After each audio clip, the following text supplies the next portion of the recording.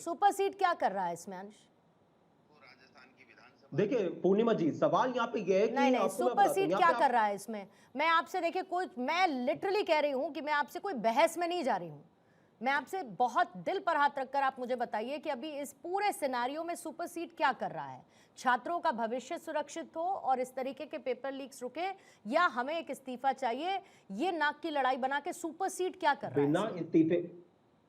बिना इस्तीफे के पूर्णिमा जी ये प्रणाली दुरुस्त नहीं हो सकती। मैंने आपको बताया 2006 एम्स एमबीबीएस पेपर लीक। आप ये उपलब्धियां बताती हूँ, चलिए उपलब्धियां बताती हूँ जल्दी से, चलिए जल्दी से उपलब्धियां बताती हूँ। मैं बता रहा हूँ ना, नहीं आप ये सुनना ही नहीं चाहेंगे, आप ये सुनना ही नहीं चाहेंगे। मैं कहती हूँ पेपर लीक तब भी गलत, पेपर लीक आज भी गलत, व्यवस्थाएं खराब तब भी और व्यवस्थाएं खराब आज भी, लेकिन व्यवस्था सुधारने की तरफ कौन बढ़ रहा है, बात इस पर होनी चाहिए।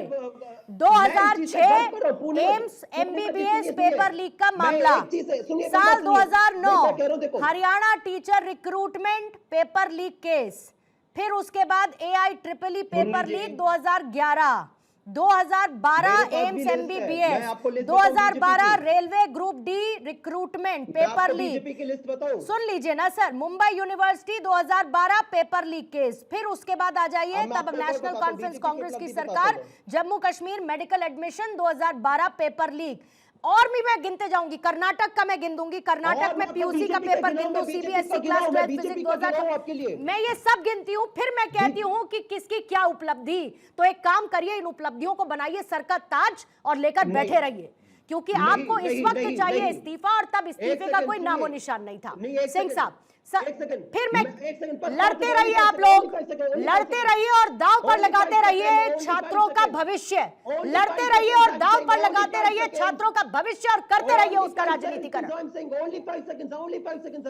मैं कह रहा हूं कि अभी सिंह साहब ने प्रियंका गांधी जी का राजस्थान चुनाव का भाषण सुनाया।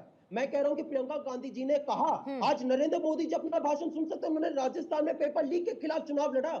2024 में पेपर लीक हो गया, आप पेपर लीक के खिलाफ चुनाव लड़कर आ रहे हो, पेपर लीक आपको दुरुस्त नहीं कर पा रहे, जबकि आप केंद्र में भी सरकार में है, राज्य में भी सरकार में।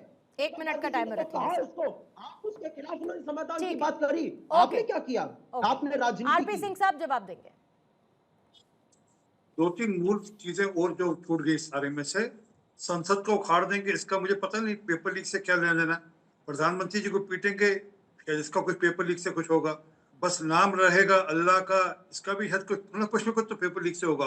उमर खालिद को जेल में रहना गलत है, ये भी पेपर लीक से होगा। हाँ, माँ सीता के पति, माँ सीता नहीं बोला, सीता के पति का नाम लेकर नीता के पति का काम कर रहे हैं, इसका भी पेपर लीक से कुछ न कुछ जरूर होगा। मैं भी ऐड कर देती हूं, महाराज जी पखंडी है, नहीं इसलिए मैं भी इसमें एक लाइन ऐड कर देती हूं, मेरा लिंग मेरा अधिकार। हाँ भाई है, इसका पेपर लीक से क्या लेना देना? प्रेमानंद जी महाराज पखंडी है, और तो और उमर अब्दुल्ला साहब भी आए थे, वो धारा 370 को लेकर चले आए थे वहां पर। असल में क्या कि ये सबके सब हर कुछ न कुछ सालों बाद कुछ न कुछ इस प्रकार का मामला खड़ा करते हैं। मैं अभी फिर वापस कहता हूँ, आज पन्नू ने, गुरपतवंत सिंह पन्नू ने कहा कि मैंने 10 करोड़ रुपए कल दिया, आज वीडियो चल रहा है, 10 करोड़ रुपए मैंने इनको भेजा है, मेरा वीडियो कॉन्फ्रेंस। मैं कहता हूँ बिल्कुल नहीं, झूठ बोल रहा होगा वो भी, इस सारे मामले में अपनी रोटियां सेक रहा होगा। परंतु क्या एक बयान कांग्रेस का, आम आदमी पार्टी का, किसी पार्टी का आया कि नहीं ये गलत है, इस प्रकार की बयानबाजी ठीक नहीं है? और क्या CGP के और जो लोग उस धरना स्थल की बात कर रहे हैं जंतर मंतर में, पूजा जी आप ही का कमेंट ले रही हूं मैं, और टाइमर साथ में रख देंगे, वहां पर जरा किस किस की कैनोपीज लगी हुई हैं, ब्रांडिंग हो रखी है, कोई वो भी जाकर देख ले। बोलिएगा पूजा जी। पूर्णिमा जी, जितने भी अभी इन्होंने गलत बयानबाजी चर्चा की वो सारे गलत कहते हैं, की है। जितने लोग वहां पे गलत बयानबाजियां कर रहे थे उनको ये आइडेंटिफाई कर सकते हैं, आइडेंटिफाई करके उनके ऊपर में कार्रवाई कर सकते हैं। गलत बयान देने वाला, सीता माता की बात करने वाला, वो फ्री होकर के घूम कैसे रहा। पर इन सब गलत बयानबाजियों से आप कॉज को नहीं जो है डाइवर्ट कर सकते। जो ये लाखों छात्र उतर रहे हैं, पूरे देश में उतर रहे हैं, उनका मुद्दा है कि जो एजुकेशन सिस्टम है वो सुधरना चाहिए। और बिना संवाद के मैं फिर कहूंगी, आपको जो है गुड गवर्नेंस की साइन होती है कि आप छात्रों के साथ में डायलॉग करें। और ये वो छात्र हैं जो इतने समय से संवैधानिक तरीके से अपना प्रोटेस्ट करते रहे, वो कितनी जो है अच्छे तरीके से प्रोटेस्ट करते, तो आप जाकर के संवाद करिए, अभी भी मौका है कि आप संवाद करिए। ये एक्स एक्स पोस्ट पोस्ट मत खेलिए कि नहीं हम यहाँ करेंगे वहां करेंगे। हम सदन में भी कहते हैं कि आप चर्चा करिए कि किसने पुलिस को अधिकार दिया कि वो लड़कियों के कपड़े फाड़ेंगे, चेस्ट पर वार करेंगे। इस सब पे चर्चा होकर के पूरे तरीके से गवर्नेंस होती हुई दिखनी चाहिए। बोलने से कुछ नहीं होता, एक्शन करने से होता है। राकेश शुक्ला सर। दरअसल पूर्णिमा जी, मुझे लगता है मुद्दे से सारा मामला इससे भटक गया क्योंकि जो राजनीतिक पार्टियां हैं पिछले 10 साल में 12 साल में वो अपना प्रश्न पत्र हल नहीं कर पाए, तो उनको लगा कि छात्रों के बीच में जाके हम उनसे अपना प्रश्न पत्र हल कर पाए, और इसी वजह से आप देखिए कि सारा का सारा डिरेल हो गया। ये बिल्कुल सही है, देश के युवाओं को आंदोलन करने का अधिकार है और पहले भी रहा है, और उनको अपनी बात सरकार तक पहुंचाने का अधिकार है, पहले भी रहा है। मंडल कमीशन के खिलाफ आंदोलन हुआ, हम सब लोग शामिल हुए थे।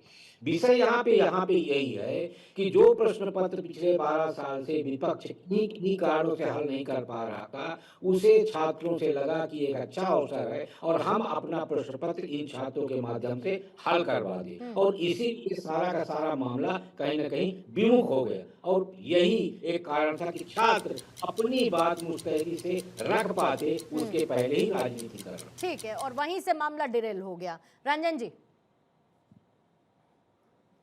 जी, समाधान तो सड़क पे नहीं होगा ना, समाधान तो के लिए तो संसद में होगा ना। लेकिन हो क्या रहा है यहाँ, संसद में बोलने वाले लोग जब ये वार्तालाप की बात कर रहे हैं पूजा जी, जब ये कांग्रेस के प्रवक्ता जब बोल रहे हैं यहाँ, तो अपने नेताओं को जरा बता दे कि जब टाइम लेते हैं, जब सर्वदलीय बैठक का टाइम इन्होंने लिया था, वर्कआउट किसने किया? सदन में आज कार्रवाई जब चल रही है तो पिछले 4 दिन से एक दिन भी संवाद करने की जरूरत इन्होंने नहीं समझा। तो इनको हंगामा सड़क पे करना है और सड़क पे समाधान ढूंढते हैं संसद में बैठने वाले लोग, और जो सड़क पे समाधान ढूंढने वाले लोग हैं वो संसद की ओर बढ़ रहे हैं। तो ये विडंबना है इनका, क्योंकि इनकी नियत नहीं है ना पूर्णिमा जी, नियत ही नहीं है छात्रों की। यहाँ तो है कि भाई इस आंदोलन के सहारे हम अपने राजनीति को जिंदा कर ले। ठीक है सर। रमेश। पूर्णिमा जी, मेरा मानना है कि नीट के मामले में मुझे लगता है राजनीति, किसी भी तरह की राजनीति मुझे लगता है बर्दाश्त नहीं होनी चाहिए। और कुणाल कामरा जैसे छुछुंदर लोग माता सीता का अपमान करते हैं, तो अखिलेश यादव जी को सामने क्यों नहीं आना पड़ा? अखिलेश यादव जी सामने आकर के बोलते कि माता सीता का अपमान ये सही नहीं है, ठीक नहीं है।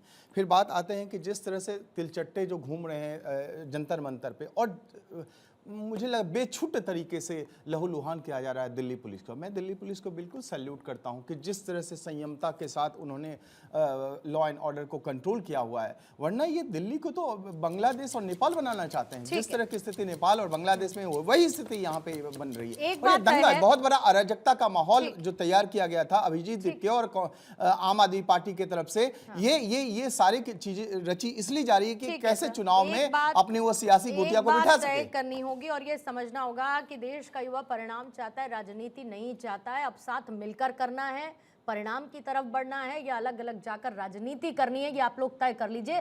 लेकिन अगर अचीव करने वाली बात है कि छात्रों का भविष्य सिक्योर हो, पेपर लीक ना हो, तो उसके लिए तो साथ आना ही पड़ेगा।